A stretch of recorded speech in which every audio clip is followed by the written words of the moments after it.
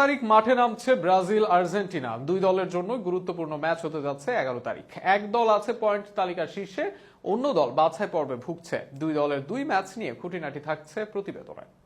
7 ম্যাচে 6 জয়, টেবিলের শীর্ষে আর্জেন্টিনা। তবে ধুঁকতে থাকা ব্রাজিল এতটা ভালো অবস্থানে না। এবার আগামী 11 তারিখ ব্রাজিল আর্জেন্টিনা দুই দলই নিজেদের অষ্টম ম্যাচে মাঠে নামবে, যেখানে সর্বশেষ চিলির বিপক্ষে জিতলেও আর্জেন্টিনার জন্য এই ম্যাচে অপেক্ষা করছে কঠিন প্রতিপক্ষ, এবং কি কঠিন মেনে সমীহ করছেন আর্জেন্টাইন খেলোয়াড়রাও।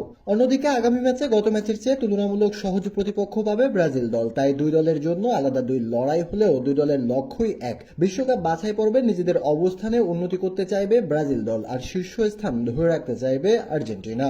2026 বিশ্বকাপ সামনে রেখে দক্ষিণ আমেরিকা অঞ্চলের বাছাই পর্বে দুর্দান্ত খেলছে আর্জেন্টিনা। 7 ম্যাচের মধ্যে জিতেছে 6টি, যার সর্বশেষটি আর্জেন্টিনা জিতেছে মনুমেন্টাল স্টেডিয়াম চিলির বিপক্ষে 3-0 ব্যবধানে। তবে পরবর্তী প্রতিপক্ষ কলম্বিয়া